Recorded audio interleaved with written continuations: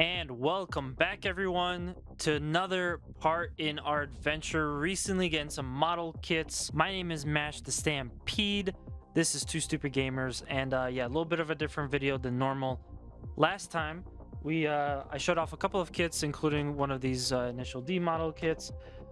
We did the Snap kit, Aoshima 132 for the Skyline R32, and now it's time to get to the Metal Slug. Metal Slug, of course, is a awesome retro series from SNK, several games spanning tons of different consoles. They also recently came out with Metal Slug Tactics. That was a 2024 release where they took the game in a slightly different direction. That was a more of a tactical RPG versus the typical action run and gun shoot 'em up type of 2D side scroller that you get with the series. And I don't know if the release of the new game has anything to do with this, but I couldn't help but notice when I visited a really cool place called Gundam Planet that they had the Metal Slug model kit series. Now, the first time that I went there were two kits that they had available.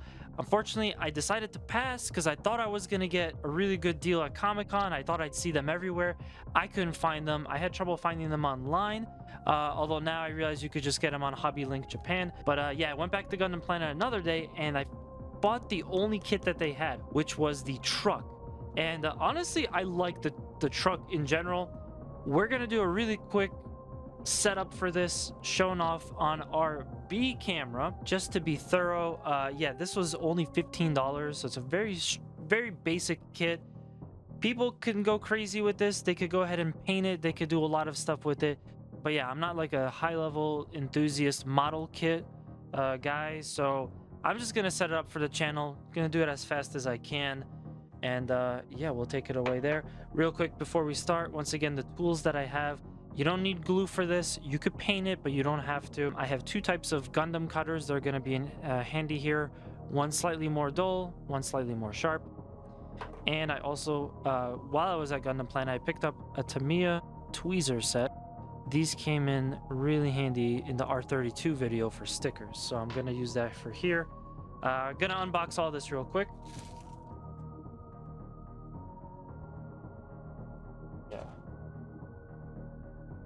Just gonna take the boxes and put them over to the side.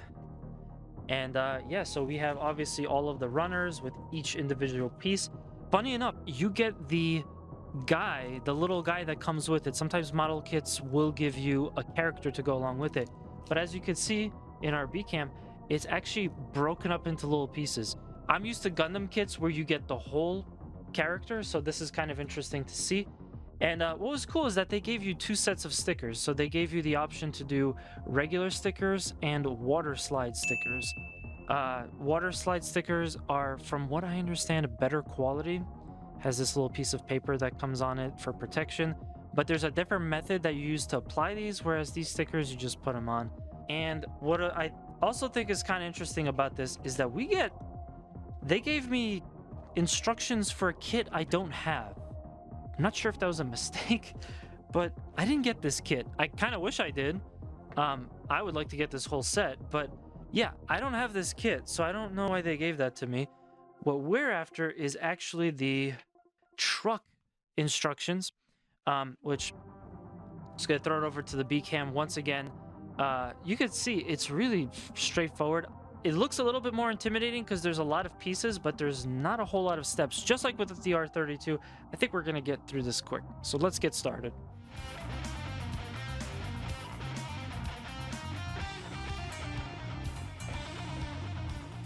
Okay, and now that all of that is out of the way, I just want to point out something real quick. These tires that are going to go on the truck in a little bit,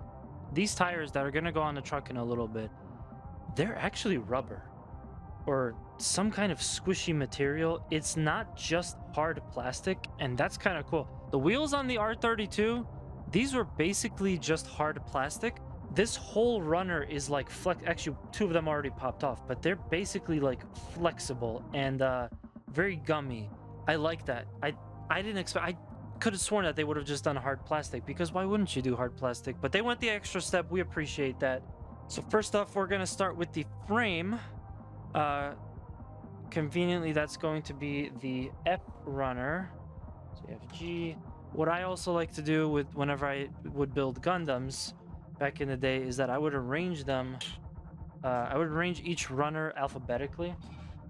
So I put the G's in the corner. I have F4 over here, and I have F1 and F2 because I think this is what we're going to primarily use. Okay, well, this one's getting a little confusing because they have F1, F2, and F4.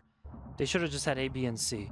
And I said this before, one of my tips is when you clip them, I like to clip everything in bulk.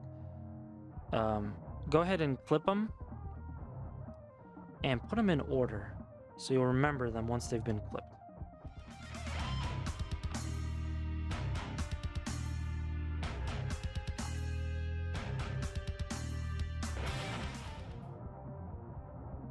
That is like an insanely small piece. You can almost mistake it for a nub.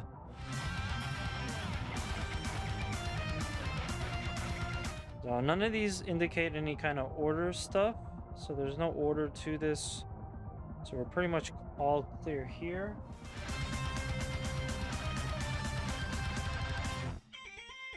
Okay, on to the next spot. And we already got to go to the wheels. So I'm going to time-lapse this because there's 6 wheels and 6 rims that we have to put in. Now they do specify per size, so I'm going to be mindful that on the passenger side of the vehicle it's going to be F110 and F31, and on the driver side of the vehicle it's F18 and F32. I'm going to speed lapse this real quick.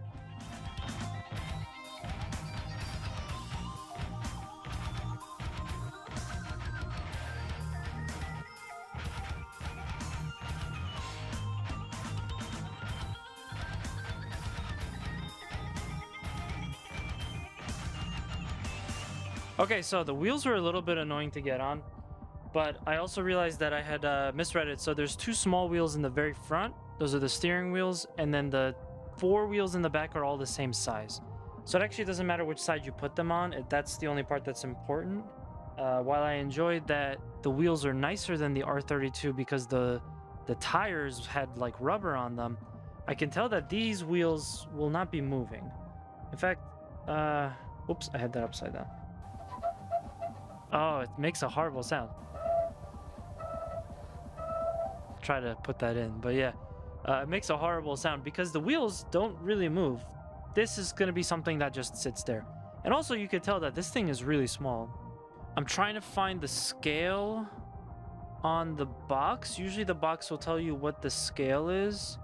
It just says Macro Rossi M34 3-ton truck. Yeah, a bunch of Metal Slug logos on it. Doesn't tell you the scale, but I can tell you it's probably less than 132. But we're going to move on to the next step. So we basically finished the frame, which you can see, I mean, in 2 steps, you're already done with the frame. There's not much to it. Now we're going to start setting up the cab. I'm definitely right on the comment I made before about this being smaller than the R32. The steering wheel is tiny. It's almost non-existent compared to the R32 steering wheel. And we haven't hit any stickers yet, which makes me happy. I do have a couple of arrows, though, to make sure to follow what specifically needs to be done. It looks like we put the steering wheel in first, which is interesting the way it is. It's not a precise fit. You're actually able to move it around a lot. I think that's how it's supposed to be. So that's kind of interesting. Usually they would force you to put it in a certain way. Maybe they did it this way because they don't want you to break it. And now we have to be mindful. This is part 17. So 17 will be on this side. We have to put this on at the same time as the seat.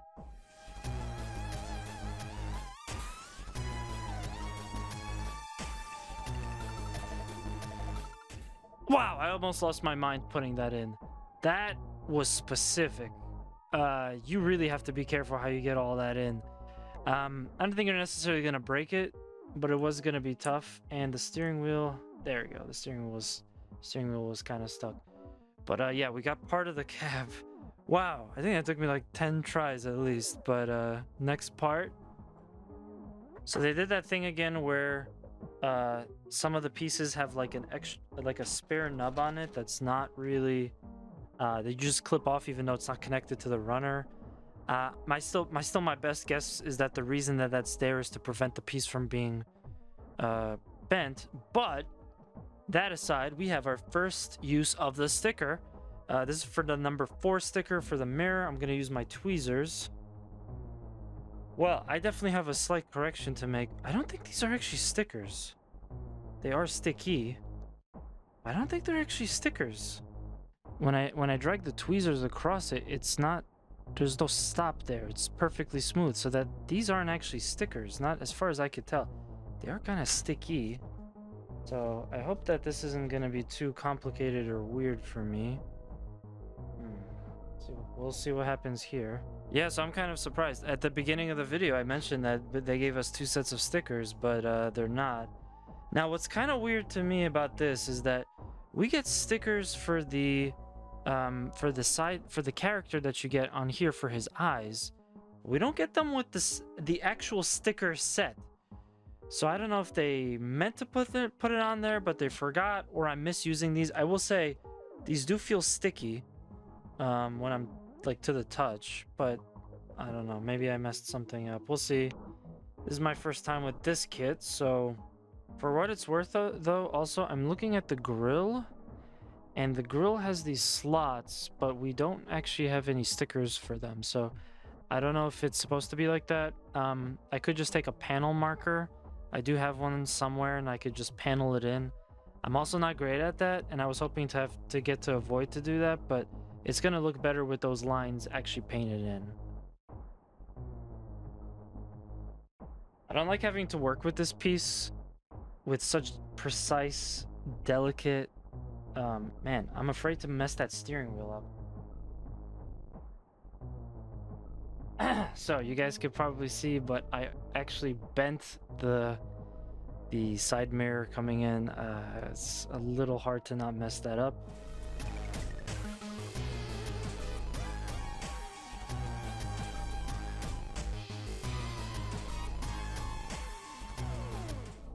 Look at that. We got basically a completed cab. It's a little loose on the top, but no one's gonna notice.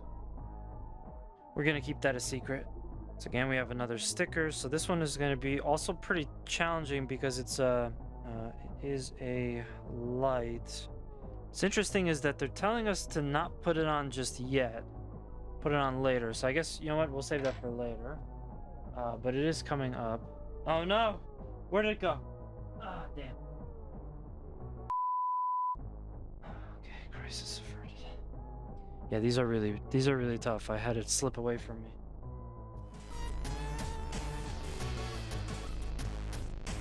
Oh man, that was a pain in the ass. Got it though. Next. I wonder if it's the way that I clip off the piece that maybe it stretches out the plastic a little. Okay, so the cab is pretty much assembled now. We're gonna put that to the side with the frame, and we're coming back to the flatbed now, or we're starting the flatbed.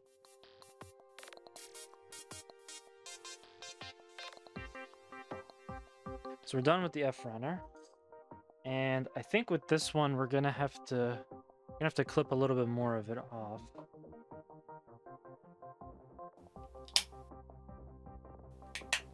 Yeah, that flatbed made a really satisfying click.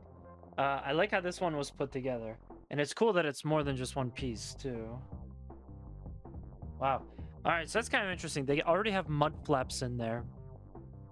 I thought those are actually pieces you might have to rip off. They don't have that much. They have, surprisingly, they're pretty strong.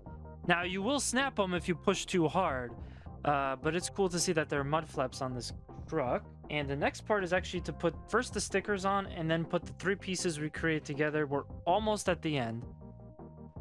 Just the next part is one of my most hated, is the stickers. And I'm kind of curious as to why they waited until this point to make us put the lights on the headlights of the car. Why they made us put the stickers on the headlights of the car. I feel like I'd rather have put them on earlier, but my guess is they probably thought that you would accidentally push it back out and squish the sticker. Look at how tiny this sticker is. Camera can't even focus on it. That's how tiny the sticker is.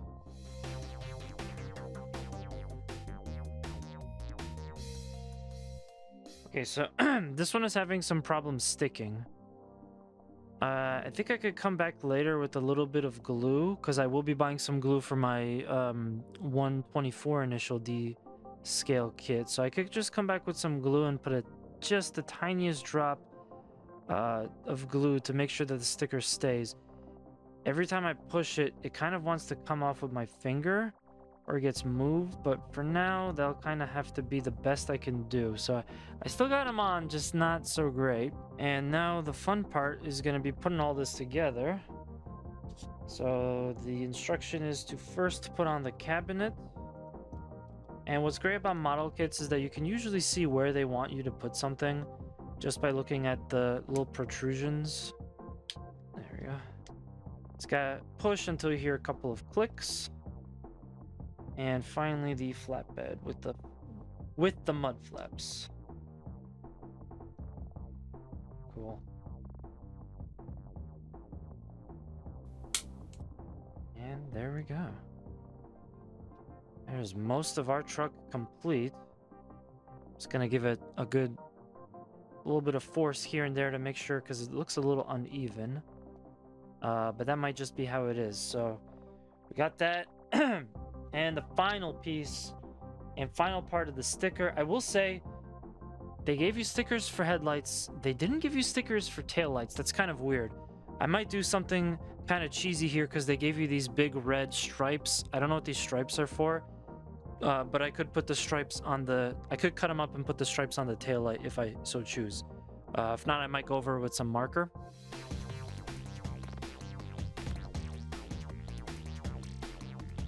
Okay, so we are basically at the end here. I'm so excited to get the rest of this together. This will be 2 seconds because there's not a lot of pieces to it. So we just take this back ring. We're going to go ahead and put together these 2 pieces to make the little canopy tent for whatever the truck is carrying.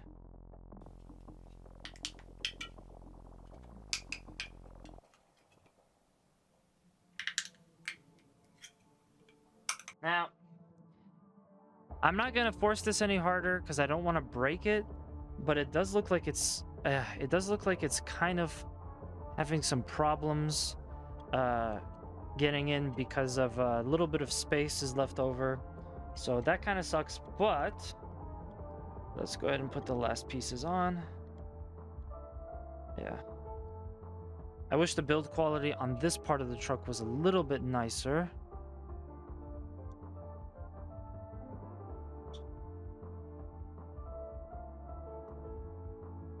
Awesome.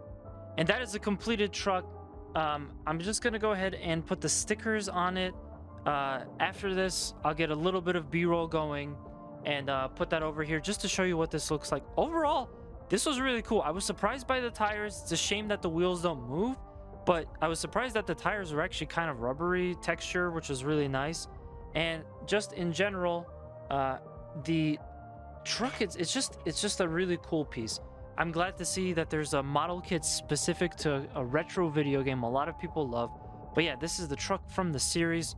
I'm also going to go ahead and put the person together as well for you guys. And there's one more thing that I realized before this video runs its course. Remember how at the beginning of the video I mentioned that they, for some reason, gave me this little robot instructions? Yeah, it looks like these pieces are left over, so they definitely give you a second thing to create just besides this truck. I wasn't expecting that. For $15 to get 2 model kits plus the guy that you put together, that's pretty cool. Guys, make sure to like, comment on this video, subscribe. We appreciate all the support you guys have been giving us all these years. Let us know in the comments. Do you want to see more of these model kit videos? I got one more. This one is going to be a doozy, though, because it has to be painted, and I need to figure out how to do that. But I'm definitely down to do more model kits, especially if they're a little bit easier. I got a premium Bandai figure coming in around April of next year. So yeah, hopefully we'll get to see some more of these. Let us know if you enjoyed the video. Thank you so much for watching. This is Match the Stampede for Two Stupid Gamers, and we'll see you on the next video.